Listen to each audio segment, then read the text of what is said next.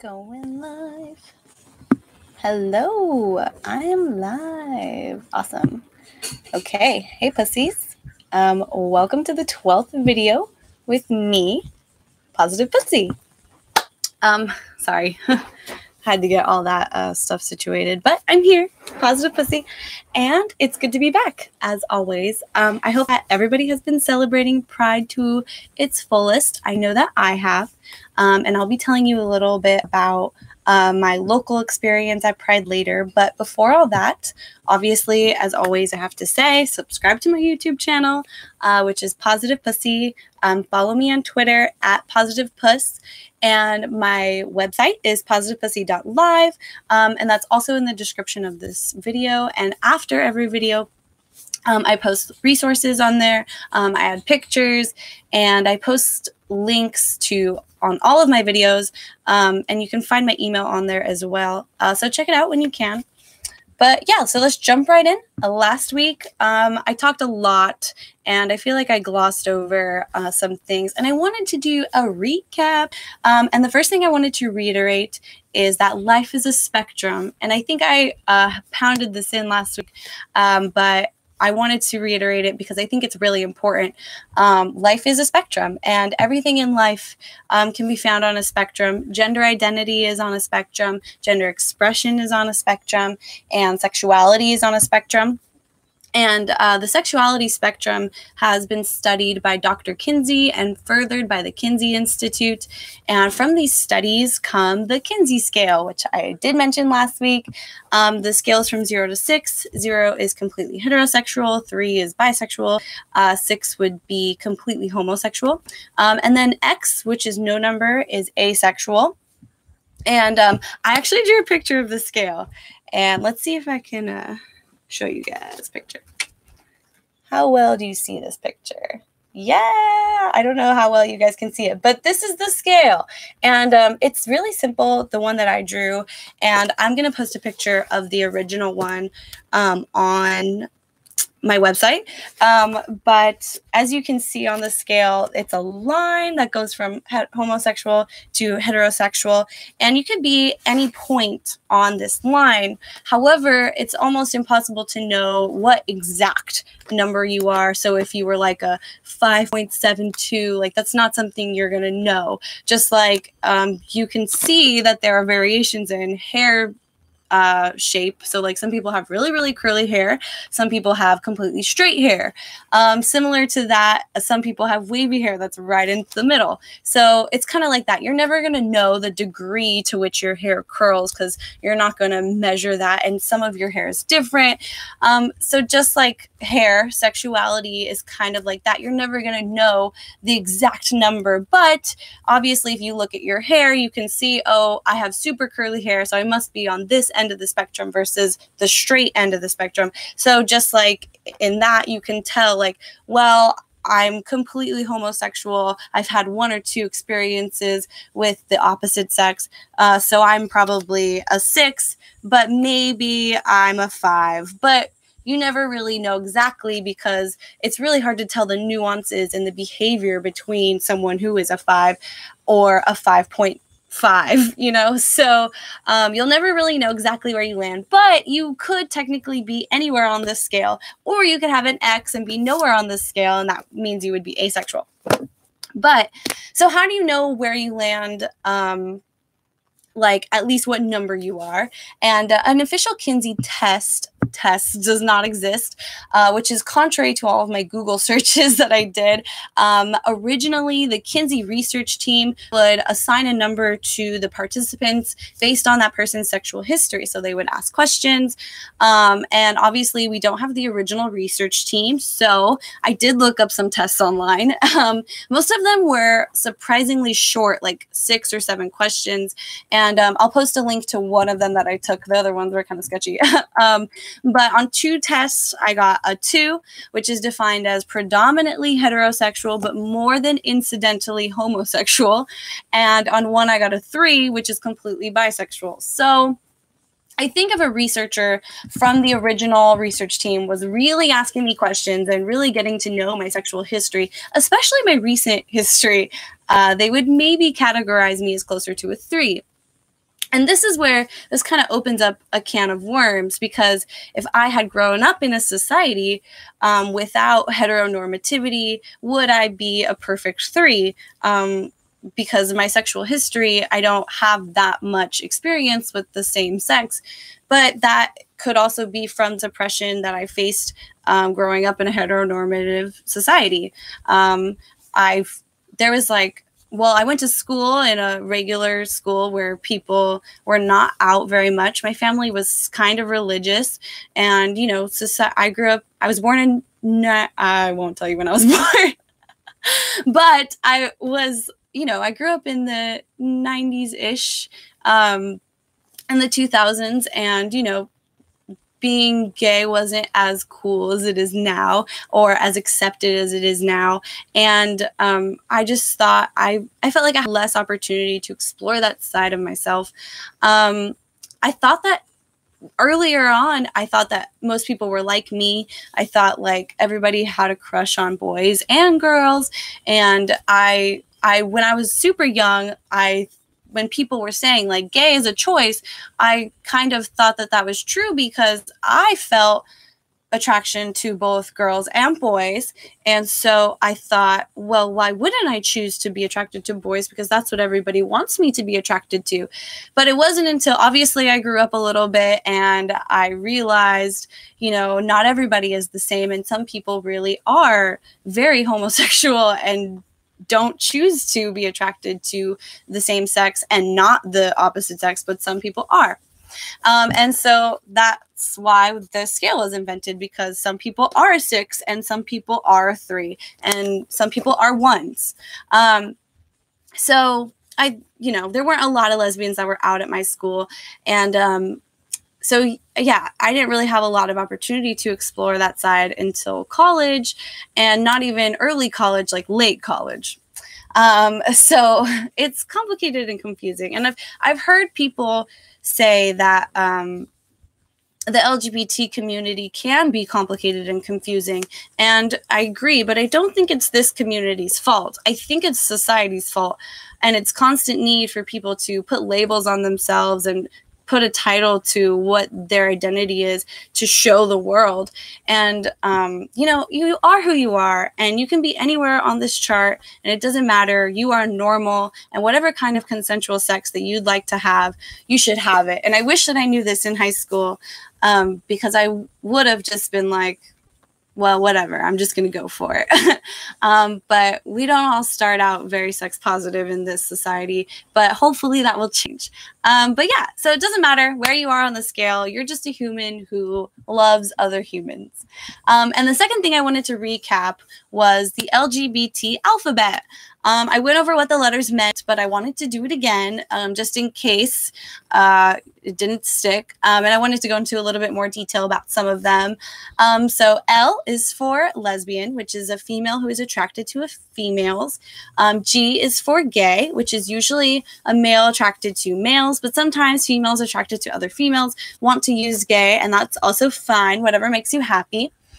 B is for bisexual, meaning an equal attraction to both male and female. T is for transgender, a person who identifies with a different sex than they were assigned at birth.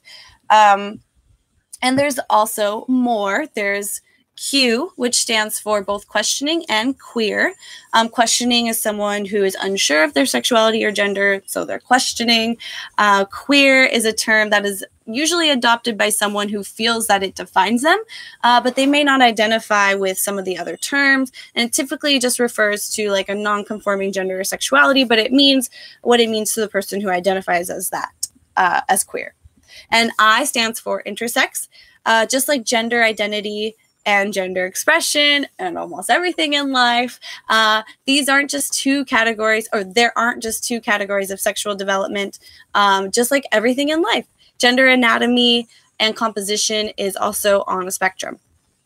So intersex describes the individuals who are on the in-between spots in the spectrum. So these individuals have a variation in chromosomes or genital development. For example, a baby could be born with the outward appearance of a vulva and then have male anatomy inside. A person could also be born with genitals that seem to be in between, so maybe a noticeably large clitoris or a lacking a vaginal opening, or someone could have a scrotum that's divided and formed kind of like labia.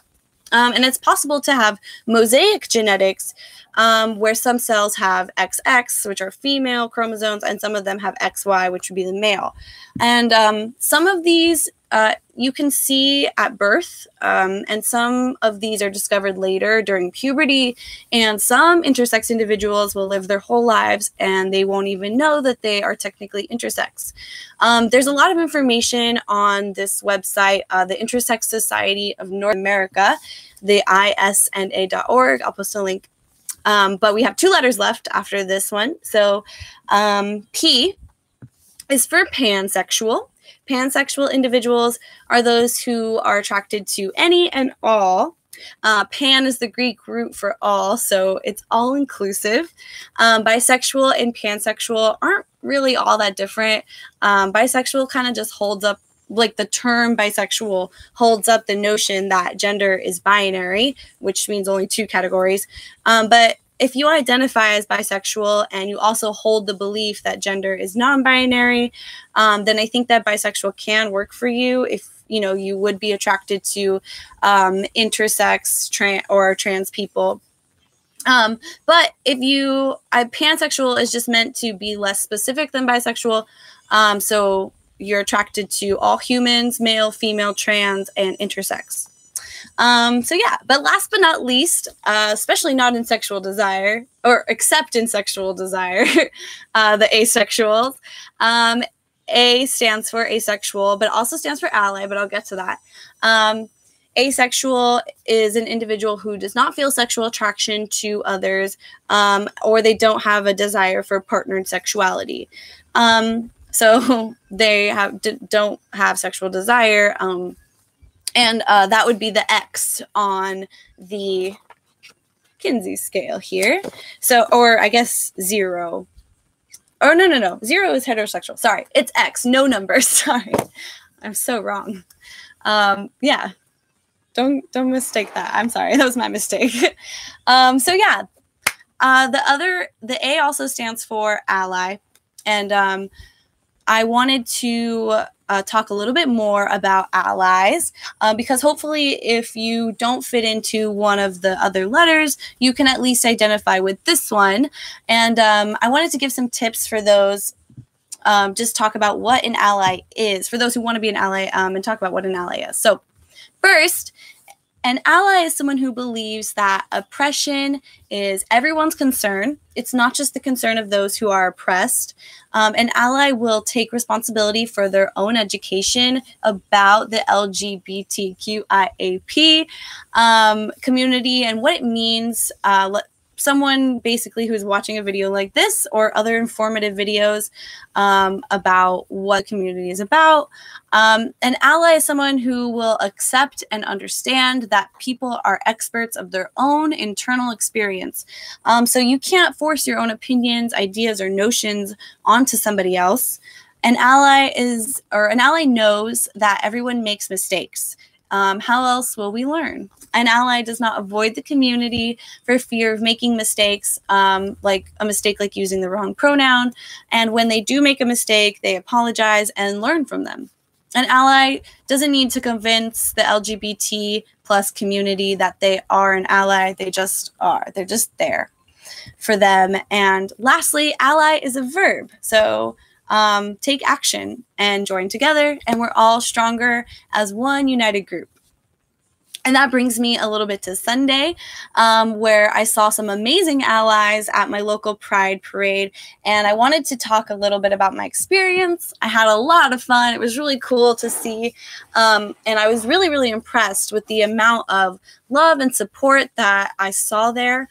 I went on Sunday, and I didn't expect it to be like as big of a turnout as it was, but it was crazy. And I saw every variation of human, and it was absolutely wonderful. There were so many local businesses that came out to support this Pride parade and all the festivities afterwards. And there were a lot of churches that had floats and booths at the festival afterwards. And that kind of surprised me, but it really moved me. A lot of them were saying things like, we welcome everyone and we are all God's children and love is love. And so it was really sweet to see. And there was one big giant rainbow flag in the parade, which was really cool. And I was really lucky because my volunteer shift was later in the day. So I was able to watch the parade and walk around and see all this stuff before volunteering. And I saw everything that you would expect, you know, guys in tiny little underwear, and I saw girls in pasties, which I was really surprised because, like, I guess I had never been to a pride before that was like in a city. So I was like, oh, cool. I should have worn pasties, man. I was like, damn, I didn't get the memo.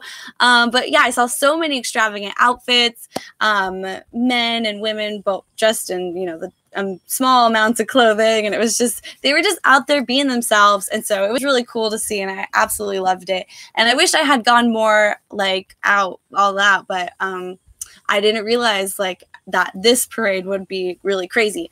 And there were a few parts in the day when I remember doing research for last week's video and reading about the way things used to be at these parades and just in general for the LGBT community. And I was thinking like how far that we've come and like how the world is now. And it was just really moving me to tears. I was just like walking around at this parade, like, wow, like this is so cool. And I really love walking around my city, but, or just like around in the world. But anyway, we really have come so far. And so it's really cool to see. One thing that I saw that made me laugh really hard, I went into like the youth area for the young people. And there was like coloring on the same table where there was just like condoms out. And I thought that was like really funny and cool. And one of the kids was like, why are there condoms here? And then like an older kid was like, well, so people can have safe sex. And I just thought that was cool to hear, just like, yeah, like straight up, this is for safe sex. And if you're going to have sex, it should be safe. Funny thing, a girl in the same area filling a condom with just copious amounts of glitter. She was just pouring it into the condom. It was just hilarious how heavy and glittery that condom was getting. But my volunteer shift was really fun. It went really well. I volunteered at the kids area. There was a craft and some coloring, and there was a children's book about Harvey Milk, and I got to read to some kids, and it was cute and fun. And it was just great to see parents and their kids supporting the cause and, you know, helping their kids be a part of the whole community. But this was just my local Pride event, and I'm actually going to San Francisco Pride. I just confirmed it with my girlfriend last night. And Sunday, June 24th, if you want to go, if you're in the Bay Area, it's quite a drive for me, but I think it's going to be worth it. And everyone should go. But if you can't, it's probably not too late to go to one of your local Pride events. So you should look them up. There's probably other events too later on in the month if you did miss like the main parade. But yeah, so I'll be telling you guys about the San Francisco Parade when it happens. And I think I might take some video and post it up. And yeah, I'm really excited to go. This is like going to be really fun. And San Francisco's cool. So I never get to go there. But yeah, before all that happens, let's go back and talk a little bit about history. So I was inspired by reading the book to the kids on Sunday. The book I was reading was called Pride, The Story of Harvey Milk and the Rainbow Flag. And it was by Rob Sanders. So if you want to buy that book for your kids, it's really cute. I'll post a link. But it's basically, it told the story that I'm about to tell you right now. So I briefly mentioned the rainbow flag last week, and we really have two people to thank for this flag, this really cool symbol of pride, hope, and equality. But first off, the first person is Harvey Milk. He did not design the flag, but he was the first openly gay elected official in the history of California. And when he was running for the San Francisco Board of Supervisors, he was elected for the San Francisco Board of Supervisors, but he ran 3 times before he won. And in 1974, Harvey Milk met Gilbert Baker. And in 1977, that's when Milk was finally elected. So that was like 3 years after he met Gilbert Baker. And then Milk asked Baker to design a new flag the year that he was elected for the Pride Parade. So he was like, Baker, we need a new flag. And Baker was like, on it, boss. And so he designed this rainbow flag. And the flag originally had 8 colors, each representing something unique. And I'll post a link to an information site I found about what all the colors mean and stuff. But there was hot pink, red, orange, yellow, green, turquoise, indigo, and purple. And for a lot of different reasons, you know, like I read a bunch of different reasons why, and I won't go into it, but the flag came down to the 6 colors we know today. And it came, well, they cut the flag to 6 colors after the assassination of Harvey Milk and the mayor of San Francisco at the time, George Moscone. But anyway, I'll talk about that. The flag was designed by Gilbert Baker himself, but produced by a team of 30 volunteers. And they used washing machines late at night to rinse the dye because they weren't supposed to be using dye in the washing machines. They had to sneak around. And they had to use a big attic in a gay community center. And the individual stripes were ironed and sewn together by these people. And a few months after the first Pride with this flag, that's when Harvey Milk was assassinated with the mayor. And that's when the flag was reduced to 6 colors to split it evenly, 3 colors on each side of Market Street, which is in San Francisco. And that was for the Pride Parade after Milk's assassination. But now the flag is used all over the world. The 6-striped flag, it's classic, the one that we all know. Oh wait, I have a flag. I have one. And it's on my socks. I got some cool socks. Oh wait, I don't know if you can see them. They're kind of dirty. I've been wearing them for days. But anyway, I have a flag. I actually lost my original flag that I used in last week's video at the Pride Parade. But I got a new one in a spinning wheel, so that's cool. And this one's not as good as the other one, but it's still the beautiful rainbow flag that Gilbert Baker eventually brought it down to these 6 colors. You can still buy the one with 8 colors because if you want to, but this flag, this specific one, is used all over the world. In 2015, the Museum of Modern Art ranked the flag as the internationally recognized as the recycling symbol. So this flag is on par with that 3 arrows going in a triangle for recycle. And I love the rainbow flag because it really is a symbol of pride. It's a symbol of the LGBT pride, not only in having survived and thrived in a world, but thrived in a world, you know, where there's been hostility and unacceptance. And it's just like, it really is cool. I love it. And it's pride in being who we are, you know, and pride in standing up for what you believe in. The flag has become a symbol of hope all around the world. So much progress has been made in the fight for equal rights. And I was surprised to learn, you know, like the Supreme Court didn't strike down sodomy laws as unconstitutional until 2003. And same-sex marriage didn't even become legal, federally legal in the U.S. until 2015. That was like 3 years ago. Oh yeah, like 3 years ago to the month. And little by little, you know, lesbians and gays and bisexuals and transgenders and everybody else, you know, we've been obtaining recognition as equal members of society little by little. Like, it's been happening slowly, but it's happening, which is amazing. We still have a long way to go. And we're a long way off from true equality and acceptance. But I think the rainbow flag gives us hope for a better future. And one day, you know, we'll be seen as equal because you notice when a color is missing from the rainbow. The flag, I think, also celebrates diversity. The LGBT community is as diverse as humans are. There's all races, all cultures, all backgrounds, across all languages. If you with or without disabilities, there are LGBT members of all religions, and people find themselves identifying with this community everywhere. So I think that the rainbows also help exemplify that diversity in not only sexualities, but in people and everything. Last week, I asked the question, like, why does pride matter? And it's because no matter who or what or where you are, you have the right to be there, be who you are, and thrive in your life. LGBT plus individuals are still denied jobs, promotions, housing, and opportunities. And LGBT youth are disproportionately at risk of suicide.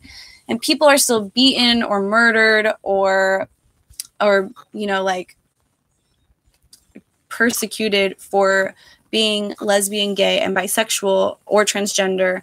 And I shouldn't have to feel uncomfortable holding my girlfriend's hand while walking down the street. So that's why LGBT is important. LGBT information is still not taught in schools, and it's still being censored and underrepresented. And obviously, I'm not talking about just in America, because we are sort of a progressive country relative to some other Scandinavian countries, which are probably way more progressive than us. But I'm talking like all over the world, and there's still a lot of work to be done. So next week, I'm going to continue talking about LGBT history, and I think I'm going to be talking about some laws and politics next week. I've been getting really into these. I lost my train on sodomy laws last night, which is super weird, but I got really into it and looking up all of these different laws and the states and when they changed them and everything. So I'll be talking about politics. You guys probably don't know, but I also have a poli-sci degree. So I might get a little political, but honestly, it's about damn time I get political, right? So anyway, I'll be giving more information next week. So definitely tune in next week for all of that. And when I go to SF Pride, of course, I'm going to tell you all about that. Hopefully I'll get some videos. So enjoy the rest of your week. Go out there, be proud of who you are, and support others so that they can be proud too. The resources I wanted to mention for this video, I found a really, really moving video on YouTube last night where they it's called Interviewing LGBT High Schoolers. And I'll post a link to that video on my website. And I also found some stuff on UC Davis's LGBT Center website. That's where I got some of the ally tips. And they also have ally tips specific for transgender and intersex individuals. So if you want to check that out, I'll be posting a link to that. And just know you guys can always email me with any questions, comments, concerns, corrections, because God knows I've been making mistakes. Or whatever you guys want, you can email me. My email is positivepusslive@gmail.com. And my website is positivepussy.live. So follow me on Twitter as well. Subscribe to my YouTube channel and go live with pride. Here's my flag again. I kind of broke it a little bit. Sorry. I'm so sad. But yeah, go enjoy the rest of the month and the rest of the week. And I am going to be out of here. Yeah, I forgot to press end stream though, so sorry everyone.